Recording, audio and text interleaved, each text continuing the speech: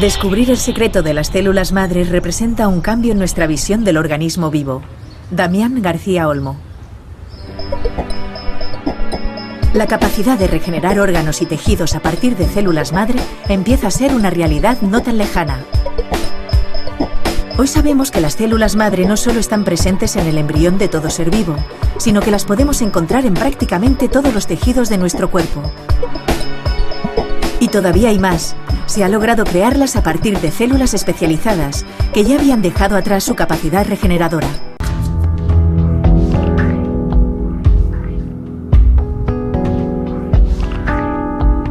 La historia que explicamos en este programa empezó hace mucho tiempo. Empezó en realidad con las famosas células madre embrionarias, hasta que descubrimos que creaban o inducían tumores no queridos o que creaban rechazos cuando se insertaban en organismos distintos de los que habían salido. Después, es verdad que conseguimos utilizar células madre adultas, pero el gran descubrimiento de ahora es que tomando las células adultas resulta que conseguimos retrotraerlas, que conseguimos lanzarlas de nuevo a su origen neutro y no generan ni rechazo, o esperamos que no generen ni rechazo, y esperamos que no generen tampoco tumores como generaban las células madre embrionarias.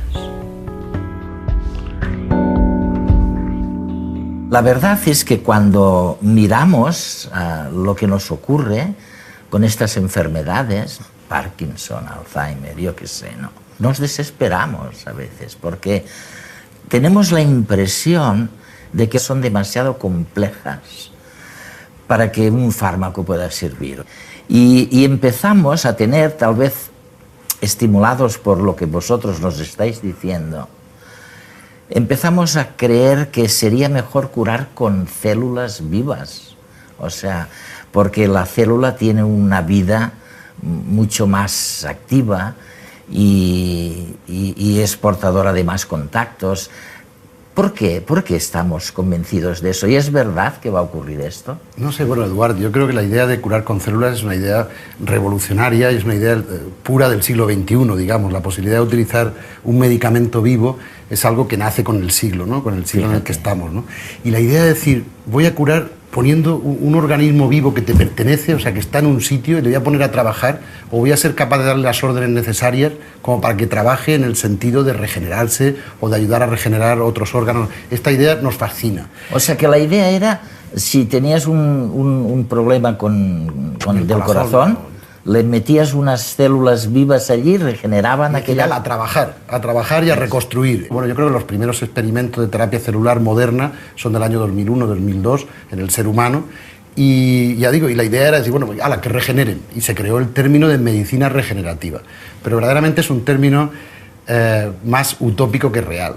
Ajá. Porque en este momento no hemos conseguido que las células regeneren prácticamente nada, pero hemos avanzado mucho en aprender cómo funcionan las células y qué ocurre cuando las cambiamos de sitio y las ponemos en un sitio distinto y queremos que hagan algo, pero no lo hacen, pero hacen otra cosa que nos puede venir bien, un efecto terapéutico que nos puede venir bien, estas cosas. El descubrimiento de que el propio cuerpo es capaz de regenerarse mucho más allá de la mera curación de heridas nos fascina. La ciencia ha descubierto que existen unas células capaces de producir casi desde la nada aquello que necesitamos. Como hormigas reina en un hormiguero, las células madre dan a luz a millones de nuevas y minúsculas trabajadoras al servicio de la comunidad. A partir de los años 60 del siglo pasado, se han ido localizando cada vez en más tejidos estas precursoras de quienes somos. Sin embargo, el camino para llegar a ellas no ha resultado sencillo. No fue hasta 1998 cuando se logró aislar las primeras células madre en un laboratorio, células procedentes de la masa celular interna de un embrión de 4 o 5 días de edad. Su capacidad para dar lugar a todos los tipos celulares de un adulto es enorme y pueden mantenerse en condiciones de cultivo de forma indefinida. Una nueva vía se abrió. ¿Y si pudiéramos manipular su transformación a células especializadas? ¿Seríamos capaces de crear órganos y tejidos en el laboratorio a partir de embriones humanos? Más allá de los debates éticos que esta idea plantea, el entusiasmo se ha calmado. En los últimos años se ha descubierto que la implantación de células madre embrionarias en individuos adultos puede provocar tumores, además de generar una respuesta de rechazo inmune en el receptor. A pesar de esta decepción, otra opción aparece en el horizonte. Si sabemos que existen células madre en el adulto, llamadas células madre adultas, ¿no las podríamos utilizar para su propia regeneración, evitando así el famoso rechazo del cuerpo contra ellas? Al fin y al cabo, se han identificado hasta 20 variedades distintas de células madre adultas que regeneran tejidos en continuo desgaste, como la piel o la sangre, u otros que resultan dañados fácilmente, como el hígado. ¿Por qué no aprovecharlas? Mientras tanto, una tercera vía parece cobrar fuerza. El japonés Yamanaka ha tomado el camino inverso. Ha logrado transformar células de tejidos adultos normales en células madre. Las células de Yamanaka sufren una regresión al pasado. Viajan a sus estados primigenios. Recuperan la habilidad de convertirse en cualquier otro tipo celular. Lo más fascinante es que esta transformación se da manipulando solo 4 genes que regulan todo el proceso. De esta forma ya se han obtenido células madre a partir de células del hígado, estómago y cerebro, para posteriormente transformarlas en células de la piel, músculo, intestino y cartílago. Quedan por resolver cuestiones relacionadas con el control de su crecimiento. Eso sí, parece que la meta está cada día más cerca. O sea, vamos a ver, yo recuerdo, tal vez de hace 10 años, que se hablaba mucho de las células madre embrionarias, es decir, se sacaban de un embrión y eran estas células las que iban a transformar a las otras células en el sentido que nosotros queríamos.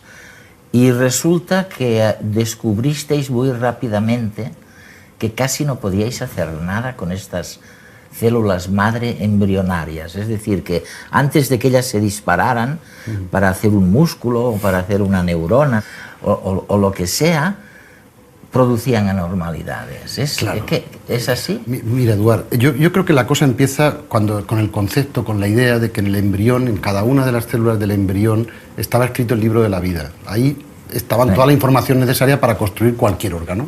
Entonces, cuando en el año 1998 Thomson consigue cultivarlas y crecer una línea celular a partir de células del embrión, pues todo el mundo dice, bueno, pues es estupendo, porque a partir de ahora le daremos las órdenes suficientes y seremos capaces de construir un hígado o un páncreas que fabrique insulina o un riñón, es decir, los órganos que se nos van deteriorando a lo largo del tiempo de la vida del ser humano. La cuestión es que cuando empezamos a trabajar con las células de Thomson, a principios del 2000, 2001, pues veíamos que no podíamos salir del laboratorio. No podíamos salir del laboratorio, ¿no? Por 2 motivos. El primero es porque sistemáticamente formaban tumores en nuestros animales de experimentación. Crecían demasiado. No tenían inhibición por contacto. Inhibición, dices. Inhibición por contacto. Eso. Es decir, el organismo de los seres vivos tiene la forma que tiene porque las células se autorregulan. Una y otra pues saben hasta dónde han de llegar. La comunidad andante de células esas sabe... van tomando decisiones sobre hasta dónde deben y se comunican y se van comunicando. ¿Y qué ocurre con las células tumorales o qué ocurría con las células embrionarias? Que pierden esta inhibición por contacto, se desregulan y no obedecen las órdenes del entorno. Entonces se hacen como muy egoístas y crecen solas.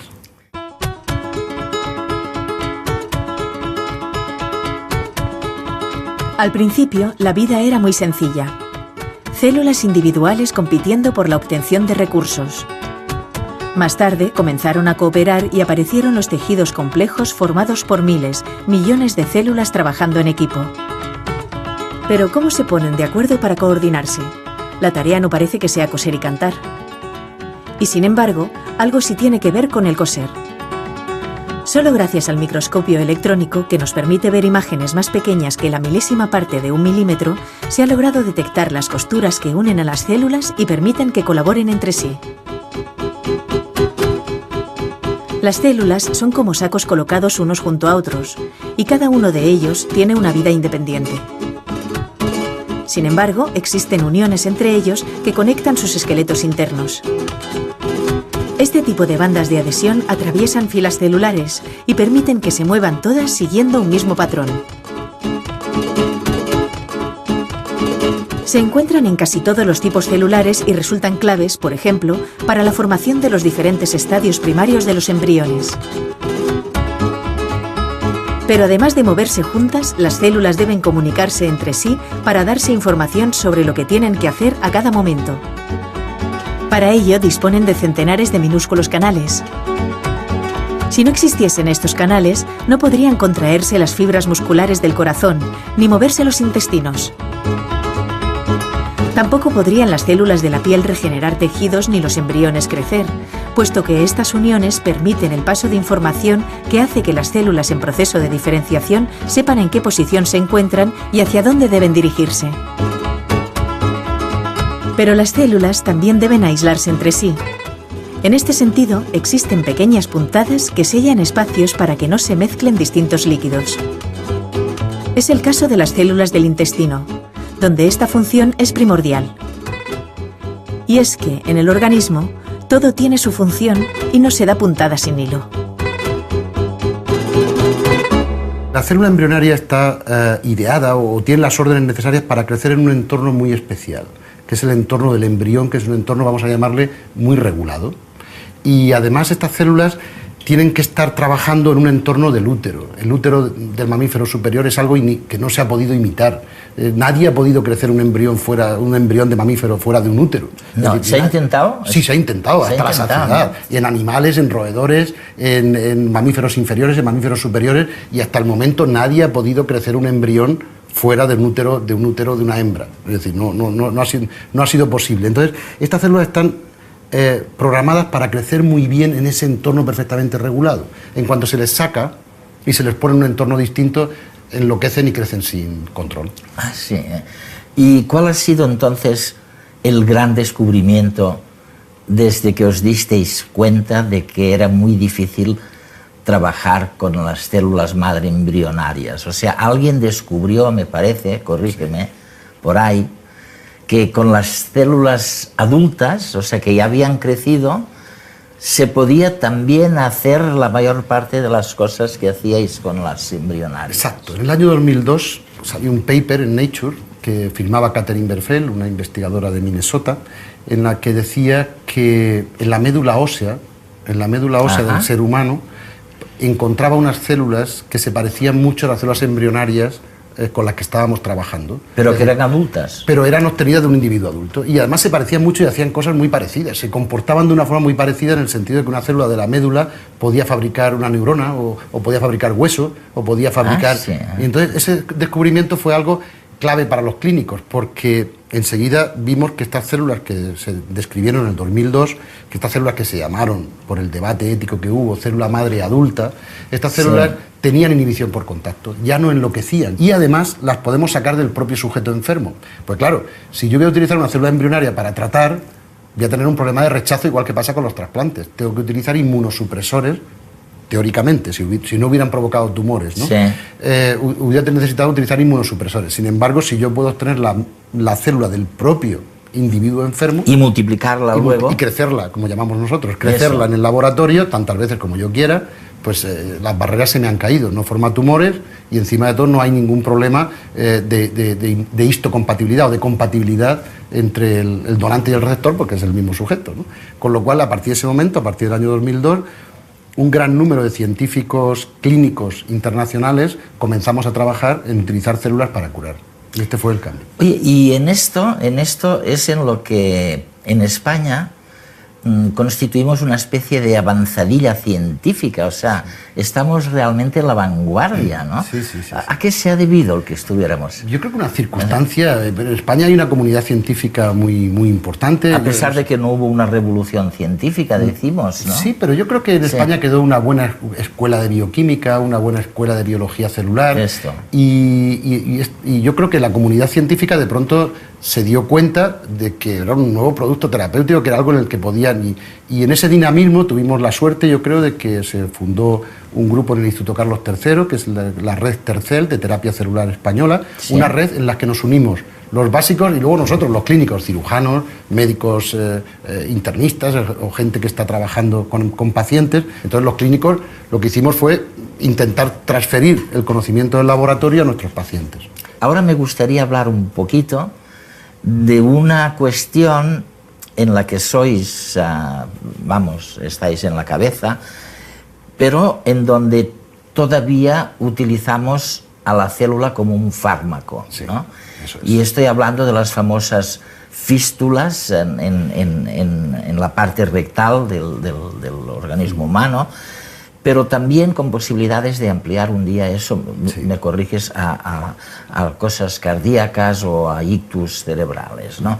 Vamos a ver, ¿en qué ha consistido el gran paso adelante que habéis dado en la utilización de células madre adultas, no para transformar a otras células, sino para curar, sencillamente, fístulas? Esto ha sido, digamos, todo el trabajo de nuestros 10 últimos años. Nosotros quisimos aprovechar nuestros conocimientos del grupo de investigación básico clínico para transferirlo a la clínica. Y yo dirijo un grupo de cirujanos y uno de los problemas centrales de la cirugía es la cicatrización. Los pacientes que van mal en cirugía es porque fracasa su cicatrización y no tenemos ningún control sobre ese procedimiento. Nosotros operamos a un paciente o un cirujano junta los tejidos, da puntos y espera 7 días a ver si han pegado o no han pegado, pero no tenemos ningún control efectivo sobre esto. Y lo que sí que sabemos es que la cicatrización comienza con la llegada masiva de estas células justamente al foco clave o al punto clave de cicatrización.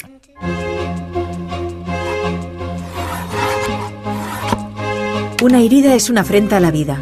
Su curación es un milagro silencioso en que la vida y la muerte se reparten la piel. Lo primero es el ahorro.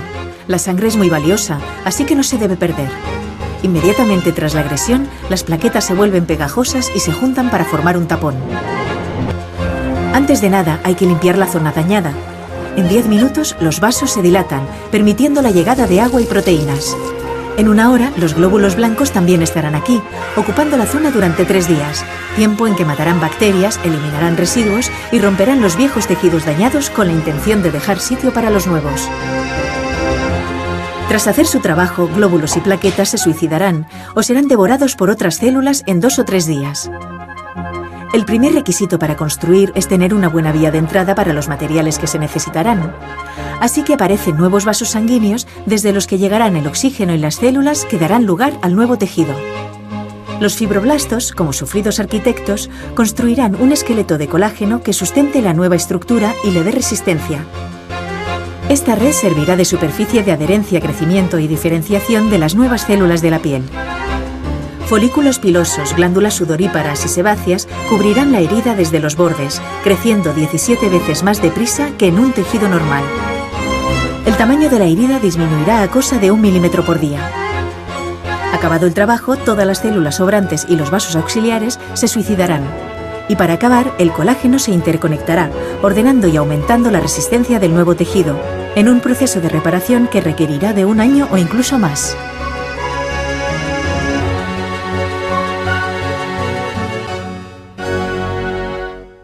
Entonces la hipótesis de partida en el año 2001 era, muy bien, ya sabemos manejar estas células son seguras. ¿Qué ocurriría si pusiéramos un plus celular, si pusiéramos más células allí de una forma artificial, que nosotros cogiéramos las células de un sitio, las creciéramos y cogemos 100.000 y fabricamos 60 millones y las ponemos allí? Esto mejoraría la cicatrización. Esta fue la hipótesis de partida. Entonces cuando uno tiene una idea sobre esto, tiene que acudir a los entes reguladores para que nos den permiso para hacerlo, ¿no? Y esto está perfectamente reglamentado en el mundo occidental. Tú no vale que tengas una idea, vayas a un paciente y se lo pongas, esto no funciona así. Es decir, esto... Tienes que haber probado que no le va a causar daño. Exacto, tienes que hacer un ensayo clínico en fase 1, luego un ensayo clínico en fase 2 y luego un ensayo clínico en fase 3 con una regulación muy estricta. El estándar desde que uno tiene la idea hasta que se llega al final suelen ser 14 o 15 años. Entonces nosotros comenzamos ahí, lo de las fístulas fue porque buscamos un buen banco de pruebas, es decir, donde hubiera una buena relación riesgo-beneficio y donde pudiéramos crear el peor escenario de cicatrización para ver si en el peor escenario funcionaba.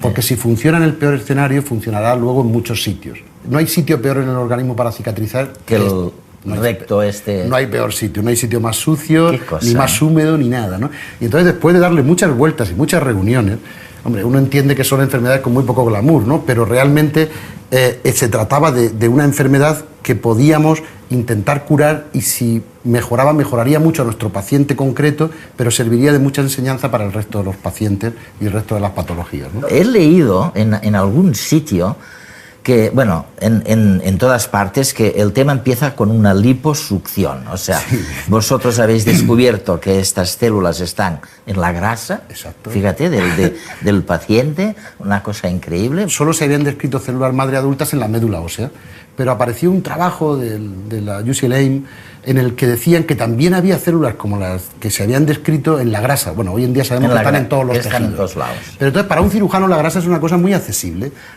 Una vez extraídas las células estas, las poníais en un someses. En una estufa, sí. Y allí se multiplicaban. Habíais casi prometido que para el 2011 esto ya se podría hacer, ultimada la tercera fase, ¿no?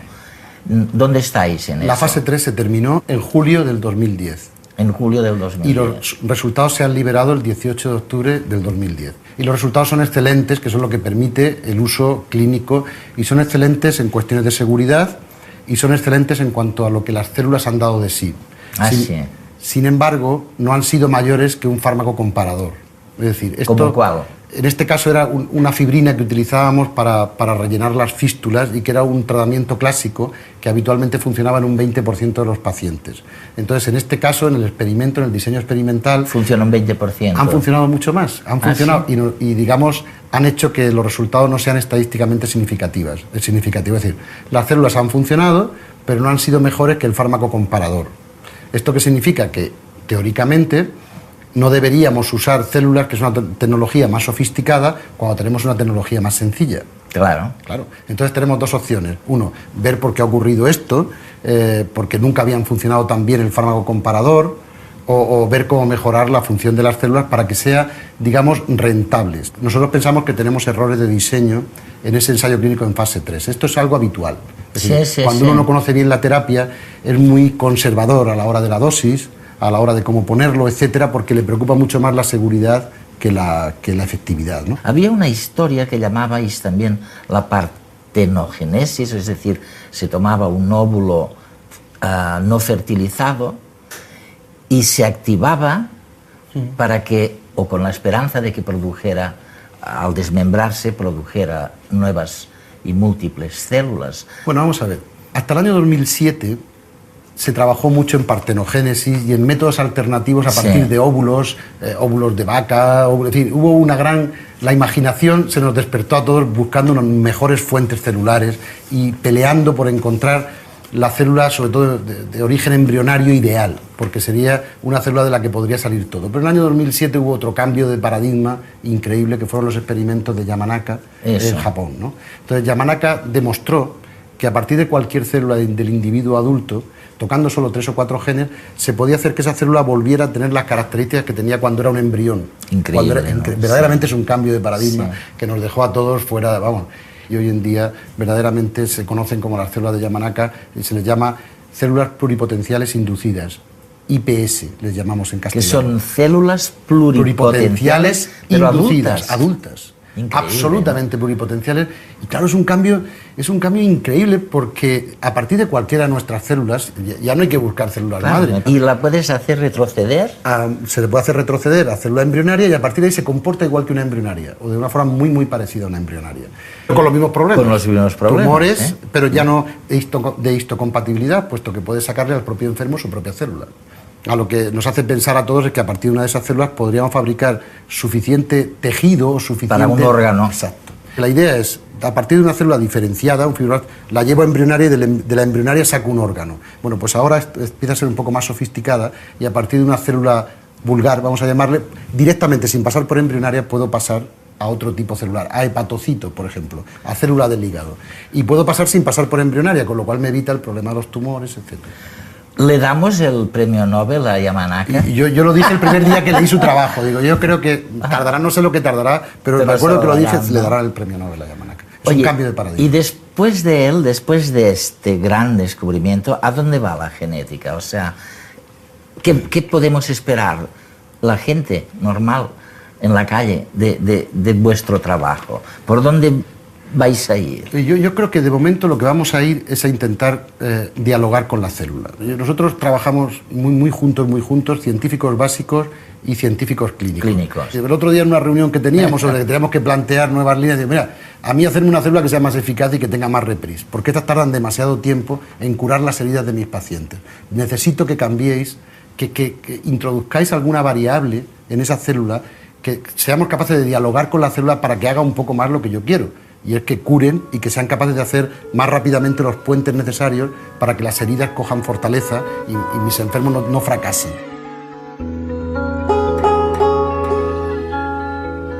En este programa hemos podido constatar la importancia, el impacto tremendo que van a tener lo que llamamos los proyectos translacionales, es decir, aquellos proyectos que inciden sobre la vida cotidiana antes de lo que se esperaba, porque es obra de un grupo de científicos multidisciplinar en el que participan tanto clínicos como investigadores. El futuro en la terapia celular está en lograr establecer un diálogo con la célula. Damián García Olmo.